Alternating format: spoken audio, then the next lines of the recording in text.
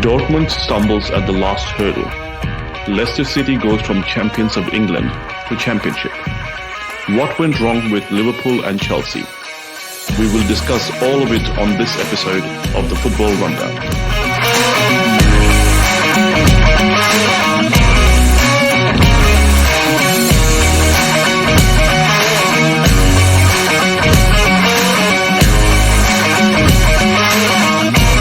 Welcome to another episode of the Football Rundown. I'm Arnab and I'm here with Shan. Hey, how you going? Doing great. How's everything with you? It's fantastic. Where do we start? I think the best place to start is Dortmund. I was so sure that they will win the league after a good 10 years. Wow, it's been long. Yeah, I remember I was speaking to you last day about how Dortmund's going to win this league. And then this happened. Dortmund. It was a crazy day. I mean, when I saw Haller missing the penalty in the first half, I thought that that's already signs that Dortmund is feeling a bit of pressure. I also felt that Dortmund, especially for the first half, they did not really play well. Bayern, on the other hand, I think at that point they were level. I think it was 1-1 at that point. It was a fascinating day, obviously. There was just so many emotional roller coasters. It's hard to believe. It was mind-blowing, honestly. I could see Dortmund lifting the trophy, and then out of nowhere, Bayern got it. That's absolutely ridiculous. I was actually rooting for Dortmund this time. It would have been great to see Dortmund win, especially the fact that this becomes Bayern's 11th league title back-to-back. It's almost, for now, it feels like it's a given at the start of the season, and I don't want that to happen for any league. You should still have some sort of... I mean, if there is a bit more competition, a bit more unpredictability about who might win the league, that adds to the excitement of the league. And at this point, I think German league is sort of losing its excitement factor, and it is becoming a bit too predictable. I mean, for a while, Bayern have been buying the best players from the rival teams. So that has definitely affected how the league plays. But this was literally put on a silver platter for Dortmund, and they blew it on the last day. Look, I agree with you. The German league, it needs some excitement back. 5-6 years before, I could see Dortmund challenging Bayern on the domestic cup, and then in the Champions League as well. They were doing pretty good.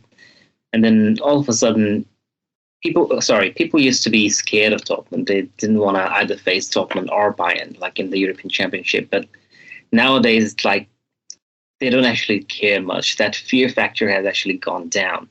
Bayern or Dortmund as well, they don't have that fear factor in them anymore.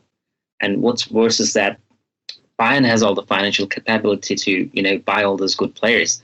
However, Dortmund did have some good financial exchanges, but they're still not buying players. They're just selling off really good players. And I think they need to change their structure. They need to put money in to get in players, to keep those players and challenge for the title.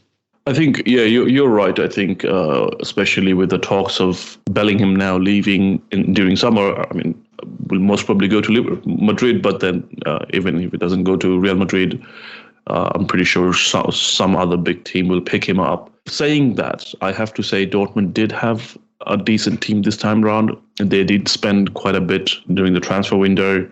They got in quite a few players, and it seemed like a team which was mature enough, although they have had a few stumbles, but Bayern was having a very poor season given their standards, especially the second half of the league or the second half of the season.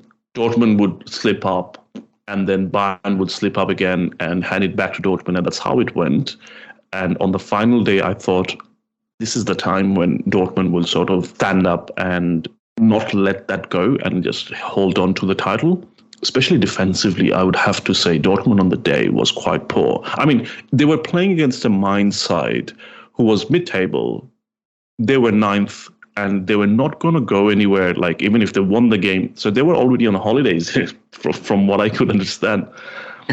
And not being able to finish the job with a team like that That's very poor. I mean, more than the playing staff, I would question the mentality that's there, because it was a sort of obviously pressure cooker of a situation. Both games going at the same time. Bayern was also playing sort of a lower mid-table team. They were expected to win as well, but then again, if it was in their hands, and they literally gave it to Bayern. Absolutely. I will definitely agree to that. They didn't actually, it felt like they were, as you told me, like it seemed like they were on a holiday. They took it for granted. Honestly, they actually took it for granted. They thought they already won it. And they did not have a secondary plan to actually beat and win the title. They were held back and they couldn't come up with anything spectacular to win the league, to win the match and, take the cup. I mean, we can bash Dortmund as much as we like, but you have to give it to Bayern that they found a way to claw back that title, especially with everything that was happening in the background. There are reports that the firing of Oliver Kahn and Salihamidzic was announced within the locker room or to Thomas Tuchel and the players on the day, because I think Bayern did not expect to win the league. They expected Dortmund to win against Mainz and as a result win the league. So they sort of preempted all of those decisions and announced it to the players and the manager before the game. Yeah, and that was surprising. It definitely was. I mean, they could have, honestly speaking, in my opinion, they could have just waited for another day. But I'll have to praise both Tuchel and the players to stay focused, stay motivated, especially knowing that what's happening in the background. I mean, it might not affect them directly, but it definitely plays in the back of your mind when you know these important people within the club, within the structure of Bayern Munich are getting fired. That definitely has an impact, especially when you have a game just in a few hours. I don't think that was the best decision from Bayern. I think Oliver Kahn went on Twitter to claim that he was not allowed to celebrate with the team, and he said that this is the saddest day in his life because Bayern has won the league and he's not being able to celebrate with the players, with the fans. That felt a bit bad, especially knowing how much Oliver Kahn has done for Bayern Munich. But then again, I'd have to give it to both the players and Thomas Tuchel for that. No, absolutely. They showed huge character. They played really well as well. But I was very, very surprised on how things went down for Kahn. And personally, I felt it wasn't the right thing to do, especially since he is also a legend of the club, an icon to football as well. But yeah, it is what it is, and then you have to move on.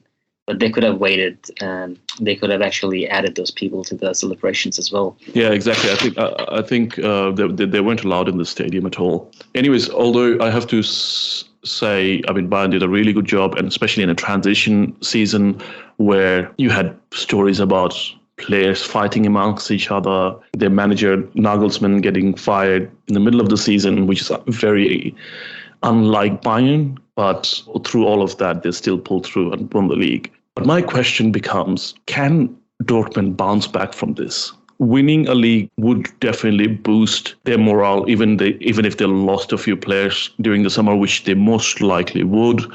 But losing the league on goal difference, that must hurt. And if they lose some important players, like most probably they'll lose Bellingham, if one or two other leaves as well, where to from here?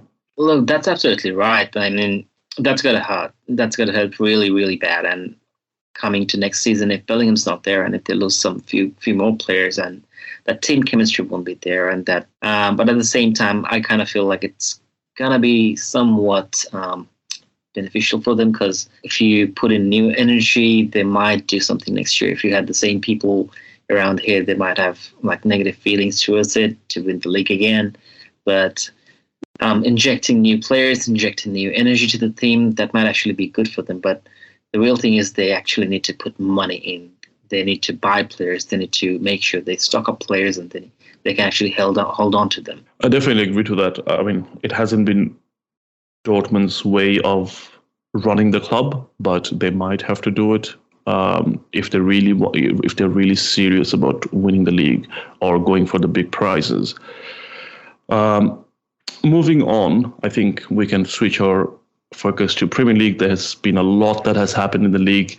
It has been, although City ended up winning, and on paper it looks like they're sort of running away with the league every season, but I have to say this season was a bit more exciting from all ends. From the title, the Arsenal's run. Arsenal, to an extent, very similar to Dortmund, I feel, bottled it towards the end of the season. But then again, there was a fight for the top four, or at least to an extent, not with the usual suspects. There was definitely a fight at the bottom. I mean, at the start of the season, Leicester was doing poorly, but I did not expect Leicester to go down. And especially thinking about the fact that it's only been 7 years that they went on and won the Premier League, that they're now getting relegated. Like even a couple of years back, they were fighting for the top four. I think they finished fifth, and they were quite upset that they finished fifth. And a lot of fans actually thought that they deserved a place in the top four and Champions League. Going from there to being relegated, that's a big blow. At the end of the day, Premier League is the most exciting league in the world. And I can definitely say there were a lot of fights this season. Starting with Arsenal, yes, that was a major slip up. I did not expect Arsenal to do that. I was hoping they would be fighting with Man City this season for the title, and I don't know what happened after the mid-season. They just bottled up and they couldn't find their way back. Coming to Leicester, yes, they were champions, but they've been losing players. They haven't been doing really great, right? So at the end of the day, I was very surprised to see Everton and Leicester fighting for relegation. However, for Leicester, it's a sad ending, and I'm sure they will definitely come up next season. They're going to get promoted, and then something better will happen for them. And the way City are playing, honestly, they are shrugging off everyone. They are a massive team. They have strength in all parts, and they are actually crushing all the other teams. I was a bit skeptical with Arsenal at the start of the season, but then again, City just came through. I agree with that. I mean, Arsenal, I feel they had a few injuries as well, which did not help them in key moments. But then again, I expected them to at least push City a bit further. I thought it'd be very similar to when Liverpool and City were sort of fighting for the league until the last day. It would become that sort of a situation. Although I have to say, at the start of the season, I don't think Arsenal expected to be that close at any point of the season. So it's definitely improvement for them. Leicester, I think it goes back to the same thing that we discussed about Dortmund, that they have been selling players, but they haven't really invested the money to replace the same quality. Because they sold Wesley Fofana at the start of the season. Well, he went to Chelsea, and Chelsea has had their own disasters. But they haven't really got a proper replacement.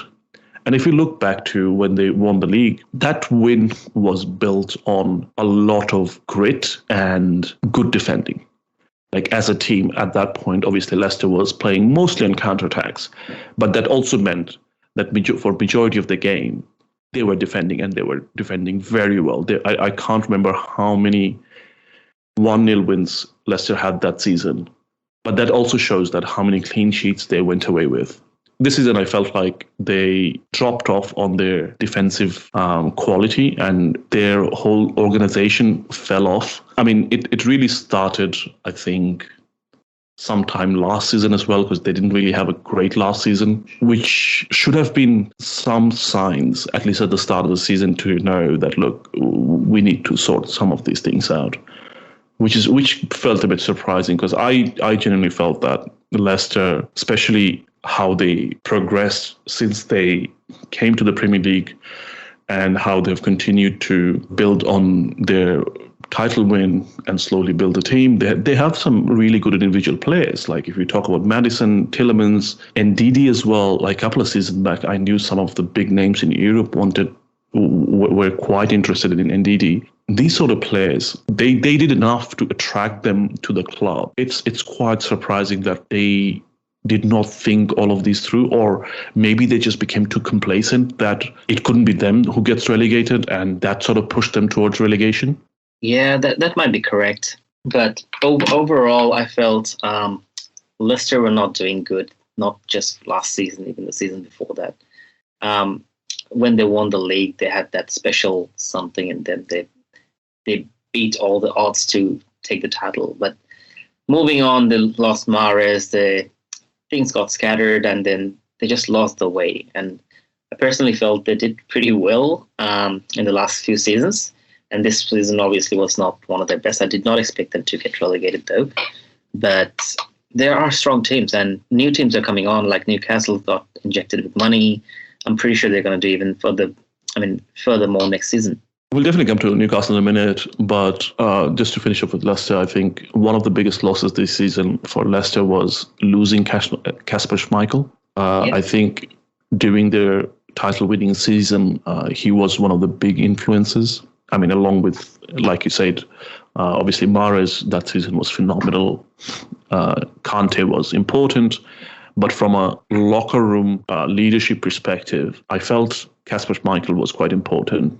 Jamie Vardy, once again, he's coming towards the end of his career, so he hasn't played as often. Although I still felt when I've seen him play, that was a bit better than what the other options were. I mean, Iheanacho is a good player, but I think Vardy somehow gives the team a bit more, which Iheanacho does not. It is definitely a tough thing, and although on paper it seems like they'll bounce back next season and get back to the Premier League the year after, it's not always as straightforward. I mean, a lot of teams struggle to come back. If you take Leeds, they struggled for years to come back to the Premier League. And Leeds, with all the history and the fan base, that's one team you'd think will end up in the Premier League. But then again, even if you look at this season, and once again, it's the defensive flaws. They haven't defended well. They have conceded so many goals. And that has been the case for the last few seasons with Leeds. And I cannot understand how they did not bolster their defense a lot more at the start of the season. With Leeds, I'm not really sure what they're doing.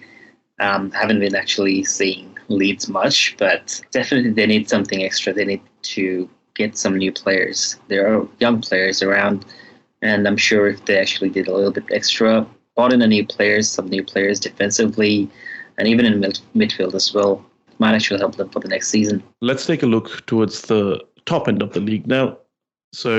Now, before that, I have a really good question for you. How do you feel about Liverpool and Chelsea dropping out of Champions League next season? I was just about to get to that. With Chelsea, they are right now absolute shambles, especially since the new owners took over. They have gone a bit scattergun. I mean, firing Tuchel in the first place was, in my opinion, the worst decision that they have made. I mean, they have made some horrible decisions, but that was definitely the worst one. They don't seem to have any plan for transfers. They're quite scattergun, and especially the owners seem to be going for just the big names and not really caring about what is required for the team, what you need for the team. I think they have one of the biggest squads right now. They couldn't even register some of the important players for Champions League because they just had too many in the team or the squad, which tells you there is a big problem.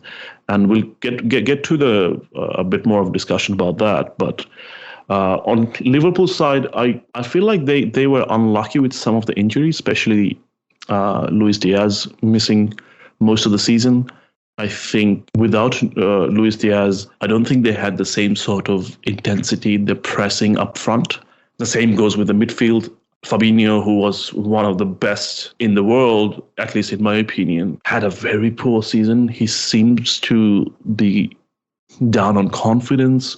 He definitely is out of form. Henderson and the others, they have come to that point of the career where they have lost their legs, so they're not as mobile as they used to be. So that definitely impacts the way Klopp wants Liverpool to play. That has had an impact.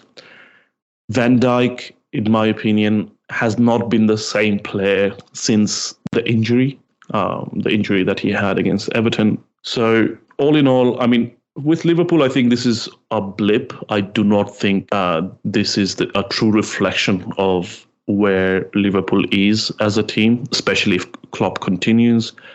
But I'm quite sure Liverpool will be back contesting next season at least. Do you think that Klopp will continue? I can't see where Klopp goes or Klopp leaving the team right now. I haven't heard a whole lot of reports anywhere where Klopp will leave. I mean, if it really happened, I think by now they would have announced it, especially now that essentially their season is over. I know there are like cup games and stuff for other teams, but for Liverpool, the season's over. They're all on holidays.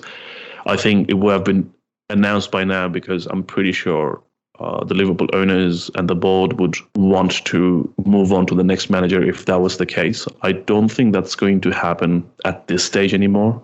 So I think at least for next season, I can definitely see Klopp staying back. I think he has the skills, and he will definitely get Liverpool into shape again. But I'm just sad to see Liverpool not being in the Champions League next season. I think, yeah, definitely, especially for if you think about the transfer side of things, that might put a bit of a dent in their plans. Because if you think about Bellingham, I think we discussed about how he might be going to Real Madrid.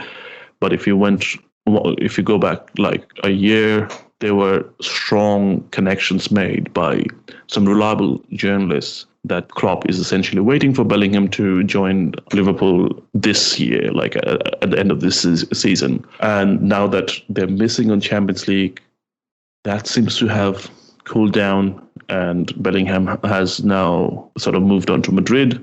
Although, given Liverpool's recent history and how Klopp has built the team, I don't think they will struggle too much for players, but then again, that definitely plays at the back of some players' minds. Absolutely, it will be hard to see Liverpool what they do next time. I was pretty sure Bellingham was going to Liverpool, and then Liverpool missing out on the Champions League. That's definitely not happening, and I'm also hearing rumors that Bellingham already agreed to personal terms with Madrid. But we can come back to that later. But yeah. Liverpool are out, Chelsea are out from Champions League, and Pochettino to Chelsea. Yeah, I think in a way, Chelsea finishing 12th has, I mean, obviously, if they finish in the top four, that'd be great. But knowing that they haven't finished in the top four, finishing out of Europe completely might be a blessing in disguise in a couple of ways. So obviously, Pochettino, you mentioned going to Chelsea. I don't know why they haven't confirmed it yet. I would have thought by now they would have confirmed it, but they haven't. Anyways, I'm pretty sure that's still happening. I think given how poor Chelsea has been this season, I cannot see how they stay there or become worse. So that definitely plays in the hands of Pochettino. I mean, Chelsea is a club who's known to make very quick decisions with their managers. I think that might give Pochettino a bit more time. On the other hand, there's also the fact that they don't have to play midweek games, and they definitely have to offload a lot of their players. Their squad is too big as is, and you still have players on loan who will come back. The likes of Lukaku and all, they're all going to come back at the end of the season. So Pochettino will have his hands full to decide on who to keep and who to sell. Although I think Chelsea will have troubles selling players this time around. I mean, they have had a good track record of transfer business, but I think this time around, given how everyone else knows that they have to sell, I'm quite sure they'll have to sell some of them at a bargain price. And look, in all honesty, most of the teams will be looking towards Chelsea to pick up some players at a bargain price. I know there is talks about Mason Mount joining Man United. I don't think he's as good as people talking him up to be. I don't think if he wasn't English, people would talk about him as highly. But then again, he's a decent player, and the fees that are being quoted so far, they seem quite reasonable. And even then, I think that's early negotiations. If it happens, I feel like the fees are going to come down even more. It will be exciting to see how next season unfolds, especially with Chelsea and Liverpool. Chelsea, I don't know what they're going to do with all these players. I'm pretty sure a lot of the players are going to leave because of the Champions League. Having heard some rumors that Havertz is going to go to Madrid as well. And then whole squad that needs actually polishing. And I hope Pochettino can come and do something about it. He definitely needs to get rid of a lot of players. And in all honesty, I think Chelsea is a good team. They just need to find the right players to start. I think they just need a balance in the squad. They haven't had any balance in the squad. Although the team that I'm most excited about coming to the transfer bit is Newcastle, because they have already spent some money at the start of this season, but obviously that was before they had Champions League. I mean, people knew they were starting to eye a top four position, but that hasn't really happened. I mean, they bought, I think, Isak for, what was it? Well, I think it was close to 100 mil. I mean, he hasn't really panned out. I mean, he played well, to be really honest, but in a team which was free scoring in most of the season, I mean, barring the early parts of this year, but start of the season, towards the end of the season, they were scoring pretty freely. He has only managed to score 10 goals, which I think is not the best return. But then again, he might sort of kick it up a notch next season. But then if Newcastle continues to invest at the same rate, this time around, they'll have Champions League. So it'll be easier for them to attract good players, and they might become a lot more stronger. And in all honesty, I have always rated Eddie Howe as a manager, even when he was at Bournemouth. So I think they have a good manager. He has proven that he can bring the best out of the players that he's got. That definitely helps them. It will be exciting to see what happens to Newcastle next. Yes, absolutely. I can see some big names, at least, I mean, moderate names going to Newcastle next season.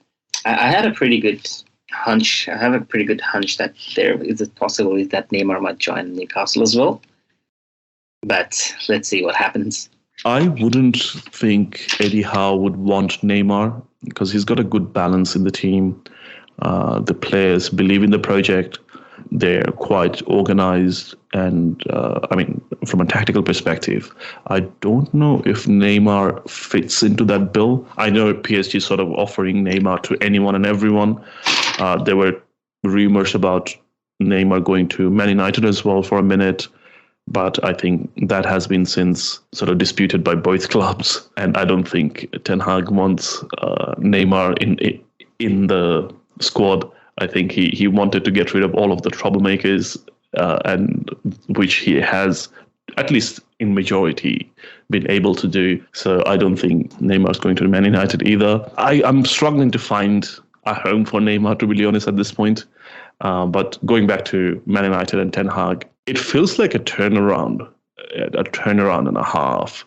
I mean, if you look back at the start of the season, losing a home game, being battered on the second game. Some people, I remember, already were talking about firing Ten Hag, or how long would Ten Hag last in the job. But from there, bringing Man United to the top four, which I think at the start of the season was the target. I mean, winning the League Cup in the way, they're in the FA Cup final, which is a stretch, at least from my point of view, for Man United to win. But then again, they have won against City just in January, I think. So it's not like it hasn't happened before. But just the sheer amount of work that Ten Hag had to definitely put in to get Man United to where it is now, and dealing with some of those, especially Ronaldo, I mean, that did not make things easier at all. I definitely think he's done a fabulous job. Absolutely. Look, I know there are a lot of talks going on about Ten Hag, how he has done this season, especially since the start. A lot of fans were disappointed with him, but you have to look at it this way. He has taken a sinking ship, and he has done well. He has done absolutely well. At one point, I was thinking about it, that if Man U would get the top four or not, but look at it now. He's actually steered this ship in a really good direction, and I'm telling you, next season, Man United is going to come back even stronger, especially in the European Championship. People will be scared. I think, yes, there is definitely, the trajectory says that definitely the club is at least heading the right way, but the question mark once again goes back to the Glazers, especially with extended takeover.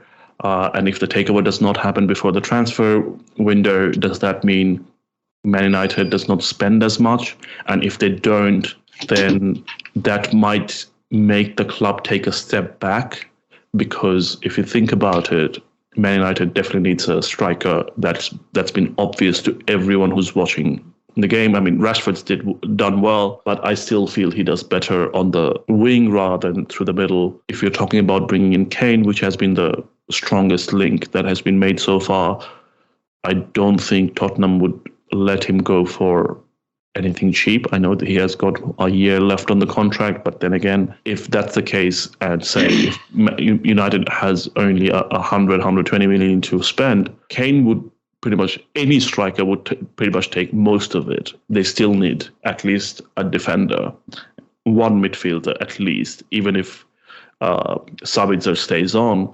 Even after that, I think the plan is to take one more midfielder.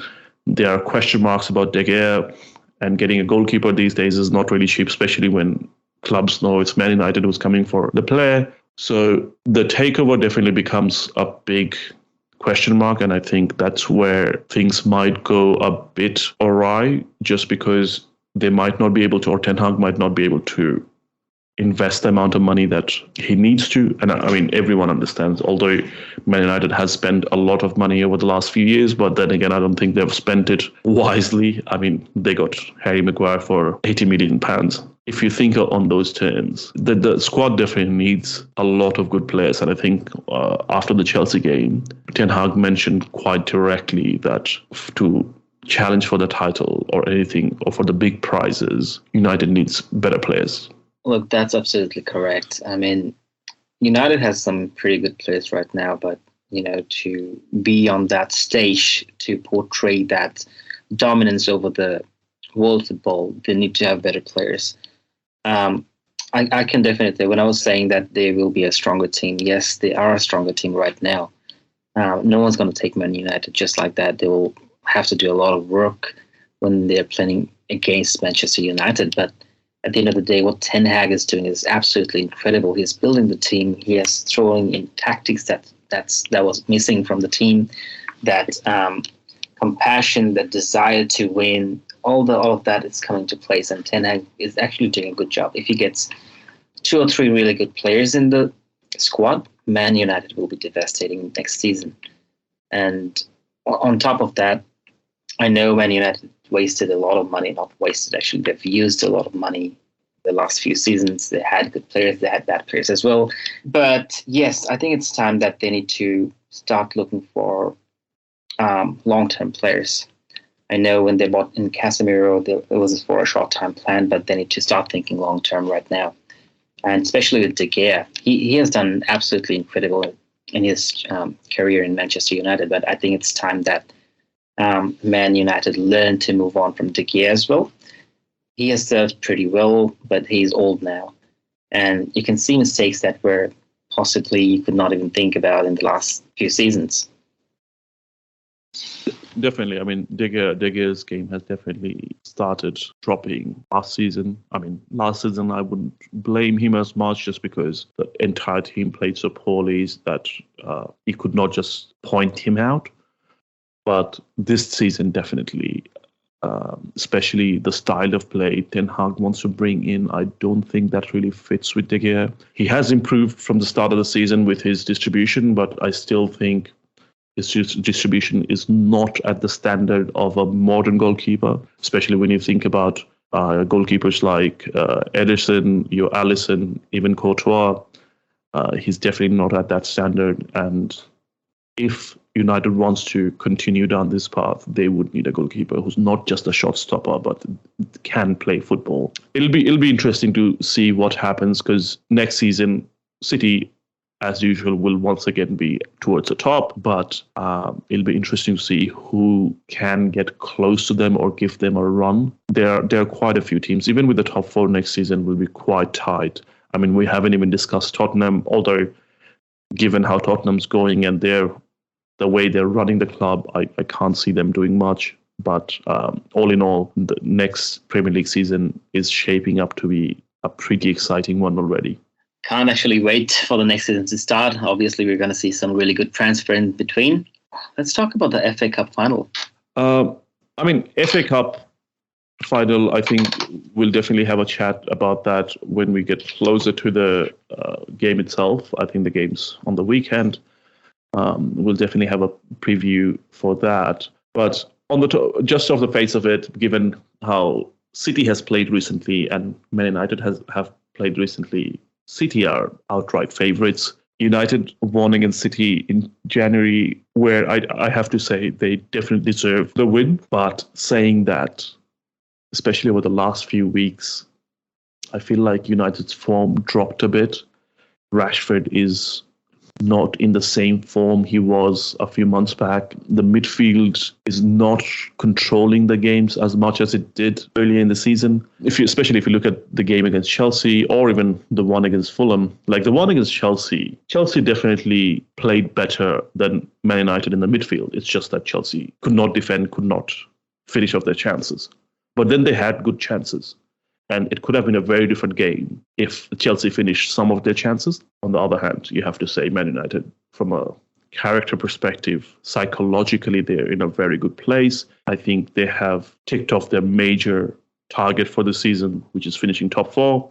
FA Cup, it becomes a bit tricky for Man United at this point. I don't think they have enough. Although saying that, I have to say it is a derby, and that might dictate a lot of how the game's played, and the fact that Man City, the noisy neighbours as they're called, are going towards a treble, so this is their opportunity to put brakes on that. So it'll be exciting. It'll definitely be exciting. I'm very, very, very keen to see what happens, because you can't actually rule out a derby, and I'm sure both teams will put in their best to come out on top. Definitely Man City is the favourite, but I'll still go with the underdogs. Let's hope so. Being a Man United fan, I definitely hope so, but we'll see. I'll move on to something which is a bit uncomfortable to talk about, but then I think it is very important to talk about, which is the recent incident that happened to Vinicius in the game against Valencia. I was at the start of the stream when I was thinking about how to talk about this, I was just lost for words, because I still cannot believe that this is still happening in this age, in this century, especially in such a publicized league, in a sport where it's all sorts of players, and people have seen players from every race, creed, whatever you want to call it, come in and perform so well. It's hard to believe that this is still going on. What were your thoughts about it? Look, I was absolutely disgusted. I was watching the game, and I didn't have any words, honestly. I was shocked. I was shocked to the point where I was like, this cannot be happening still. There are so many players, there are so many players who have done so good, and they've never been subjected to racism. But sorry about this lad Vinicius.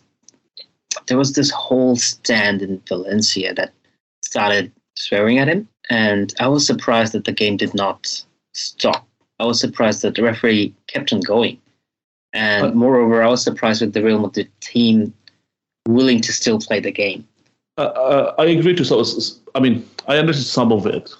I don't think there was the whole stand who were racist. I think there was a handful who were the main problem creators. Yeah, absolutely. But from Madrid's perspective, stopping the game, yes, I would have liked to see that personally. But I also understand the counter argument to it. I think Ancelotti, in an interview after the match, said that he was trying to explain to Vinicius that he's the victim and he should not have to sort of get off the field because of some people who are, for the lack of a better term, I'll have to say, are the worst kind of human beings. At the same time, I also think it would have made a statement, especially a team as big as Real Madrid walking off the pitch. That would have been definitely a huge statement. Saying that, I have to say, since the incident and since the end of the match, the way Real Madrid as a club and the players have reacted to the situation and how they have handled it has been brilliant. And that definitely gives a lot of confidence, especially how they have tried to make Vinicius comfortable, looking after his well-being and everything. That has to be highly commended. No, absolutely, they did a great job, but I personally feel there should be more. There should be action towards this. I know that they have arrested few fans from the stand from Valencia, and I know that Valencia is doing their own investigations as well. But however, I personally believe La Liga, the president of La Liga, they need to make a statement here that this cannot happen again. This should never be allowed to happen. They need to make a proper statement. They need to take action. And I know that a lot of fans, Madrid fans, have been asking for Valencia to cut points and whatnot, but obviously that's not the solution. There should be something else that can resolve the solution, that can be more inclined towards the situation. I think Valencia has been given, I think, a 5-match I think there's a fine and they can't have anyone on that stand for 5 games. I think that's a start. But I still feel La Liga has a huge role to play in this, because if they don't make it a stand, especially now that it has become, it has sort of extended on, that it's not a great look for the league. And if, in all honesty, if I was a black football player, I would not want to go and play in La Liga right now. And that might become a problem for the league itself, because if you can't, just think of, say, Mbappe. If Mbappe doesn't want to come to La Liga because he's scared of the racism that he might face, I mean, you can't blame him at all. He has every right to avoid those situations. But at the same time, saying that, that's a huge loss for La Liga as a league. And I think before that happens, at least from an economic perspective or the excitement of the league perspective, that La Liga has to take action, and that might drive them. Because, I mean, it shouldn't even come to that point. It should simply be, there just cannot be racism regardless in football or in society. But the reality is that might push some laws over the line. I think Valencia can still contest the ban on the stand, but in my opinion, it should definitely stand, and it might also push some of the fans to start getting involved and try and stop this, because obviously on that stand you might have season ticket holders who can't come to the games because the stand is not available for seating, and that obviously will upset them, but that might also push them to stop those sort of behavior. Yeah, absolutely. I completely agree with you. This has to stop. And the actions you spoke about, that I know that's going to create a statement. I know that's going to create some stir in the community. And I just hope that it doesn't come to the point where black players feel threatened or feel uncomfortable playing in La Liga, because it will be a huge loss to them. And saying that, I also know that, pretty sure that La Liga will do everything in their power to stop this.